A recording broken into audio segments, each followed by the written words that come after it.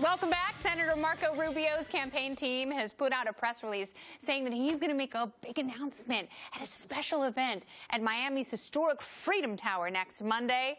But what could he possibly be announcing? Well, let's ask our panel. We've got Sabrina Schaefer. She's the executive director of the Independent Women's Forum. She's joined by Matt Kibbe, president and CEO of Freedom Works, because freedom always works.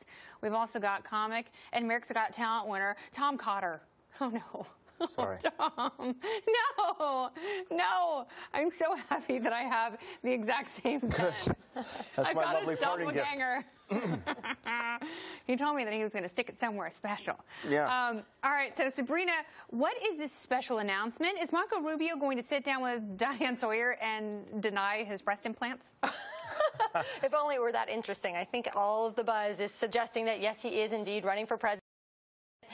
This is going to take the wind out of the sails of the Rand Paul announcement this week, but we will see what happens, and then we have Hillary following that. So it's going to be an interesting political week down in Washington. So it's going to be it's Monday Marco, Tuesday Hillary for Equal Pay Day. That's what the buzz is saying. It gives me a stomach ache. I'm getting irritable bowel syndrome. I'm self-diagnosing right now. Okay, so I think Senator Paul took some of the wind out of Ted Cruz's sails. Will this just happen in succession with each new Republican that enters the race? I think it is. It's a crowded field, and my prediction is that Marco Rubio apologizes to Rand Paul for being so mean about the Cuba thing, but we'll see about that. You know, I think that quite quickly the air is going to come out of Jeb Bush's trial balloon, and Marco Rubio might be that more attractive, more articulate, younger version of a neoconservative that the establishment is looking for. Yeah, I see. Okay, here's my thought, Tom. So join me here in the thought bubble. You've got three freshman Republicans, arguably Tea Partiers. Do they cancel each other out completely? If not, who survives the octagon? Well, I think my parents are from the old country, the ancient land, Florida, and they love Rubio, but they also love Bush. So I think those two might cancel each other out. Republicans definitely got the message that the Hispanic vote is a beast, and they need to go after it, clearly, because Cruz and Rubio are in. So there will be some kind of canceling out of each other, but you know, we got to see how things shake out. Skeletons will come out of closets throughout the course of all this. I can't wait. I mean, that's really the funnest part. I just want them to fly out of the closet. Mine too. Earlier I was talking with a couple of lefties about Rand Paul, and you know, the notion among Democrats and liberals is that this Republican Civil War is going to tank the candidate. But you say that's actually a good thing and strengthens these candidates. How? Oh, this thing called this thing that ideas might matter in politics. I think particularly on foreign policy, there's a very healthy debate going on in the GOP, and Rand is trying to get them to go back and take a look at some of the restraint that you saw in the Reagan administration. He's not his dad, but he's definitely not this new neoconservatism that says we should be everything to everybody. Yeah. Yeah, and one of the things that's exciting about it is even if you don't like Rubio or you don't like Walker or you don't like Bush, whoever it is, the fact is it's changing the conversation for the whole country, right? It's forcing the GOP especially to talk to demographics that they may not have already talked to. Carly Fiorina sort of putting her toe in the water is also forcing them to think more about women, Marco Rubio, Hispanics. So there's a lot more sort of going on, and I think that's something that elevates the whole country. Well, maybe they'll figure out as a party and by and large that people are more than just one aspect of their being. Right. Like women are more than just people who house ovaries and boobies. Yeah. You can't just have one issue that you run on. I mean, that's what people do. And the Democrats are so cocky now with just Hillary that, you know, now we have a mix, I think, on the right that is going to make it more interesting and draw a lot more buzz and a lot more attention. You can't say buzz because that's anti-woman.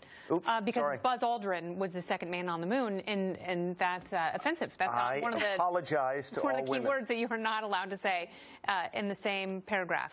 As you mentioned Hillary Clinton. Well, the University of Michigan, speaking of Jim Harbaugh, has abruptly canceled a screening of American Sniper that was going to happen this week, but approximately 300 students apparently complained that the film perpetuated negative and misleading stereotypes about Muslims instead of encouraging students to exchange ideas they don't like. The university aired Paddington instead. Now, we reached out to Michigan today. They said they are working to reschedule American Sniper on campus with an appropriate educational panel discussion. Oh, that's great. So, Matt, obviously, on college campuses, they can't handle microaggressions, they can't handle free speech, and they can't handle anything that might oppose their indoctrinated, spoon-fed ideas. If they're going to cancel things like American Sniper, if they're going to cancel commencement speakers, I think they should cancel college. Am I wrong? I think so. Here's the statement. Although we respect the right to freedom of speech, anything that starts with that suggests that they don't respect the right to free speech at all.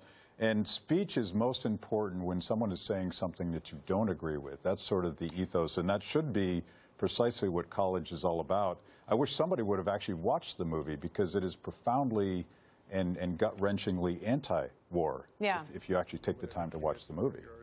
Yeah. And now the students are just going to go back to their dorm rooms, get on their Xbox and play Call of Duty, and they'll be the snipers. Right. So, Exactly. you know, mission accomplished. Well done, University of Michigan. All right, so this is a public school. Is it a free speech issue, Sabrina? Well, it is. I mean, the students' delicate sensibilities. I mean, I think that we're failing our students tremendously. This is sort of political correctness gone awry. But as Matt points out, where else do you have a debate? And this is sort of the origin of American educational institutions. I don't think James Madison was worried. You know, he was this tall, and I don't think he was worried that he might offend one of his friends in one of the Princeton debate societies. We have lost all sort of sense that we're supposed to have these conversations. And we're supposed to occasionally be offensive, and I'm going to remind my bosses of that tomorrow. You guys, thank you so much. Honored. Tom, Matt, Sabrina.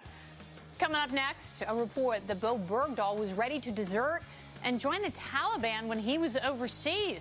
An Army specialist who was roommates with Bergdahl, he is here to tell us his story and what he knew. Coming up next.